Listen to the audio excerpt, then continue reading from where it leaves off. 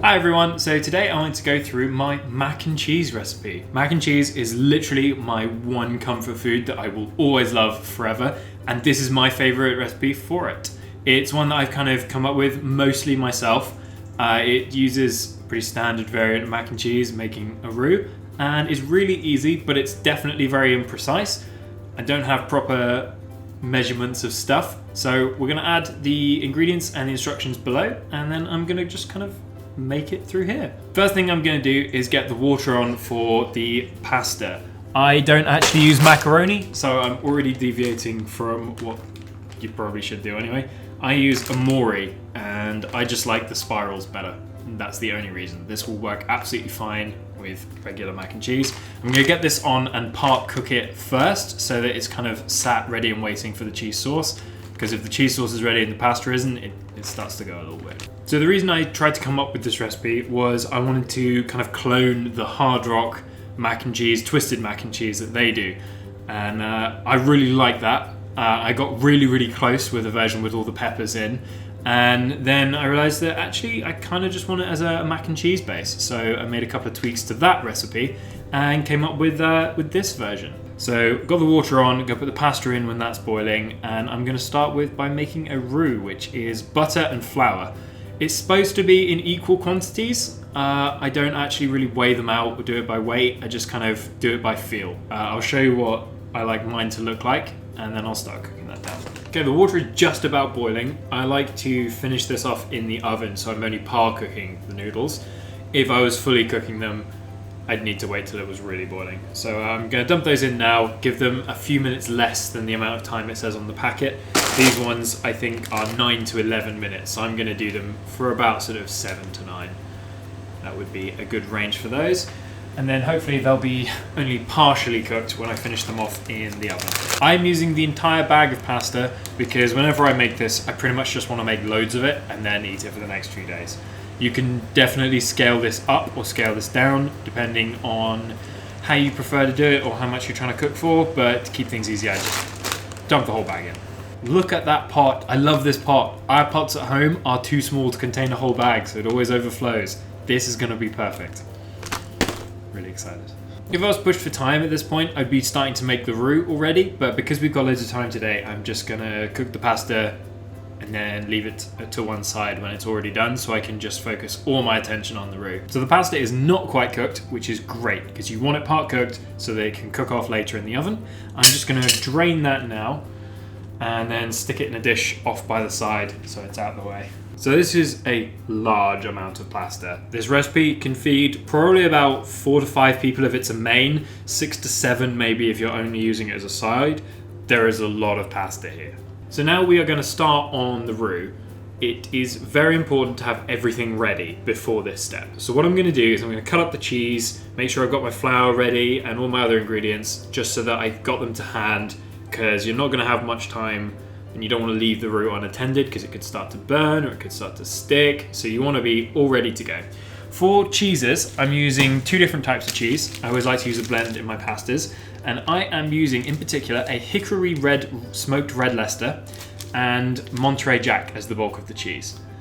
I am going to be using both of these blocks completely. It's about, what are these in size? 150 grams of the red Leicester and 200 grams of Monterey Jack. The thing with mac and cheese is you have to make it really cheesy. If it tastes, yeah, that's a pretty good level of cheesy in the pan. Once you dilute it with all the pasta, it's not going to be strong enough. So you want a really strong lot of cheese flavor in that. So I'm just going to dice up both of these. Don't worry about grating them. And then I'm going to start on the roux. Okay, so I've got all my cheeses diced and prepped. And I'm going to start making the roux with adding some butter to a pan on a kind of not low heat, but lower than medium. So low medium heat. For butter, I'm going to start with about this much. I don't know what that is in weight. It's just a decent amount of butter. I'm going to drop it in the bottom of the pan, melt it down. Then I'm going to see how much that is. If I need a little bit more, I'm going to add a little bit more. And if I need some more flour, I'll add some more flour. Okay, so because this is a big pan, it doesn't actually look like that much butter down there in the bottom. But you kind of want enough to cover the base of your pan at least. Really, it doesn't matter too much. You just want a decent amount. I'm going to estimate here, it's probably about 60 grams of butter and then about 60 grams of flour that you're going to add to that. What I'm going to try and do is I'm just going to add the flour in, mix it around to the consistency that I want it to be, and kind of hopefully show that to you and go, this is kind of what you're looking for it to look like. It's one of those things I've just kind of picked up as I've gone along, like what thickness of roux I want, how I want to make that. It's actually a lot easier than it sounds. I don't bother sieving the flour because it all gets mixed up into a paste anyway, so it doesn't really matter what the thickness of the flour is like. So you want to use plain flour for this because it is not got anything else added. It's literally just straight plain flour. You don't need it to rise, you're just using it as a thickening agent. A lot of people these days are actually using corn flour for mac and cheese. That's a very normal one. Or there's ammonium citrate, I think, if you want to go like really high tech with it, but I prefer just a straight flour roux. So you want the bottom of your pan to look something like this. You want it kind of thickened, not too thick and not overly dry, but not kind of wet either. It's kind of got to be this medium sort of paste. And what you want to do is you want to cook that over the heat until it smells like pie crust, which sounds like an odd instruction, but it really does. Once it's done and you've cooked out the flour smell, it kind of smells a lot like pie crust. So you just give it a bit of cook on the heat. If it's not doing anything, you can turn it up a little at this point. You just didn't want to burn the butter before.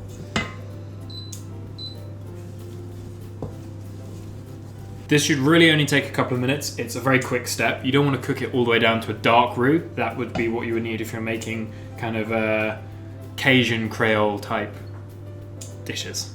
They need a dark roux. For this one, you just need a very light roux, so it doesn't need to cook down that long.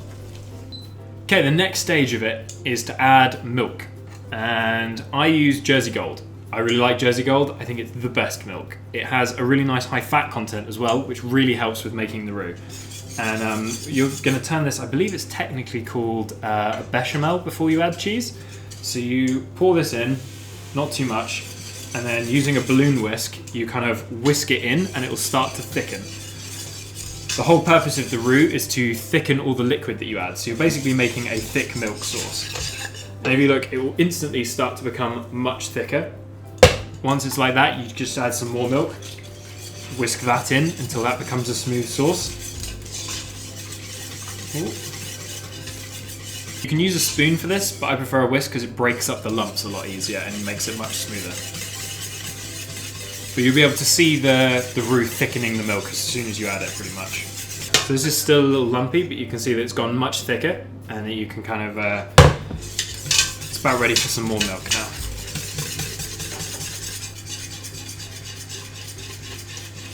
You do want to keep it on the heat at this point, but you want it to be a bit lower than it was before. I usually use about 500 ml of the milk.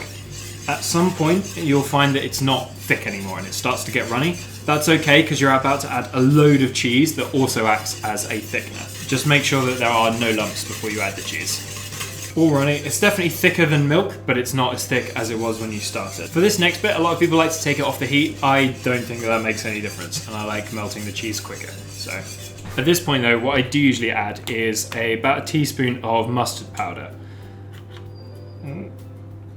There are two reasons for adding this. One is it adds a nice subtle flavour, but secondly, mustard powder actually has a really nice emulsification property, which helps you bind fats with liquid, which is what you're trying to do here. So it will help keep the sauce together and reduce the chances that it splits or breaks. This is why sometimes you'll see Dijon mustard or mustard powder in dressings, as it helps just keep it together. It's got really good binding properties. For the cheese, you can add it all at once or you can add it at the time. Doesn't really matter. Some recipes are really funny about you adding it in a small amount of time. This one I've never had any problems just dumping it pretty much all straight in. Okay, I've added all the cheese straight into the pot. Some recipes prefer you to add it a little bit at a time. This one doesn't matter at all. It's really easy. You just add it all in. And then you kind of just gently stir it around until the cheese properly melts and you'll have a nice cheese sauce. You do need to season this with lots of pepper. The mustard powder gives it a nice edge. If you like paprika, you can add smoked paprika to it. That gives it a nice twist as well. It will turn it a bit more orange, so it will look a bit different. But paprika is a really good addition, actually. Similar to the cheese, you want to add way more pepper than you think is necessary. because you are about to dilute it with a load of pasta. In this case, literally like an entire 500 grams extra of pasta. So yeah, you want to make sure that it's over seasoned and over cheesy. One of the most important things about mac and cheese is picking the right cheeses for your mac and cheese. A good cheddar is always a good solid one if you don't want to go with a blend. I find medium cheddars work a lot better for me than mature cheddars. I find them a lot drier and a lot crumblier and harder to melt. But otherwise, any good melting cheese will really work very well. And if you have access to proper American cheese, that works also really well as an emulsifier. So if you want to add a small amount of American cheese to it, it'll actually help keep it together better as well. Some of my other favorites are Gruyere, that's a really good one, and Manchego is supposed to be pretty good as well, but I haven't personally tried that one. I think one of my favorite things about mac and cheese is just how customizable it is. If you want to go fancy and add truffle and lobster and all these crazy things to it, you totally can. Or you can just have it as a really plain, simple comfort food, which is probably my favorite form of it. When we went on holiday to Cornwall as I was a kid, I think I was about 6 or so, and I got the chicken pox while we were away. So the hotel we were staying at wouldn't let me eat in the main dining room. But the chef said he would make me whatever I wanted, and we'd eat it separately. So every night, pretty much, I got him to make me mac and cheese, and it made me feel way better. So it's 100% my all-time comfort food favorite. Once all the cheese has melted, it should be fairly thick looking, and it shouldn't be too grainy, it should be nice and glossy. If it has gotten too thick, you can add just a splash more of milk to make it a little less thick and loosen it up slightly. So I'm gonna add a little bit to this one. Should be going for a nice smooth, fairly glossy sauce. You don't want to boil the sauce, but you do want to make sure it gets quite hot, because there's I can't remember exactly what it is, but there's a required temperature that the roux needs to reach before its maximum thickening potential is reached. So you do want it to get quite hot, but you don't want to boil it, because that will start making it go a bit weird. Final step, once you're happy with the consistency of the sauce, is to get all the pasta you made earlier, break it up with a spoon so it's not too clumped together, and then just drop it right into the top and give it a good mix about.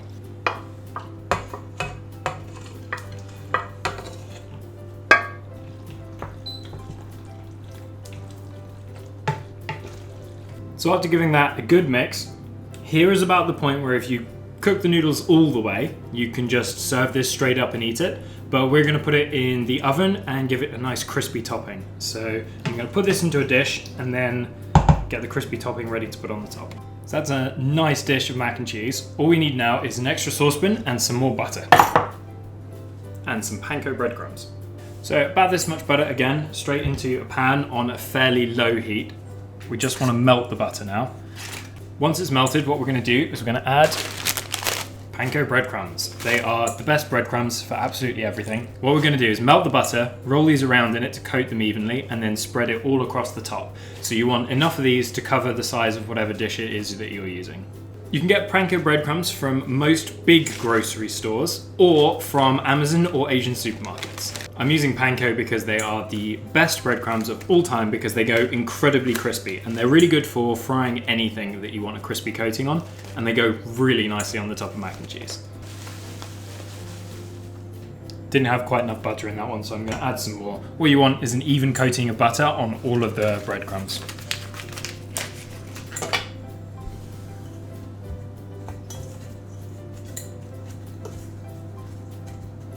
You aren't particularly waiting for these to cook or do anything in particular. You are just waiting for the melted butter to coat all of them. So give it a good stir several times until you can't see any extra bits that haven't got any butter on, and then they are all done. You just put them straight onto the top of the dish and give them a spread around until they evenly coat the entire surface.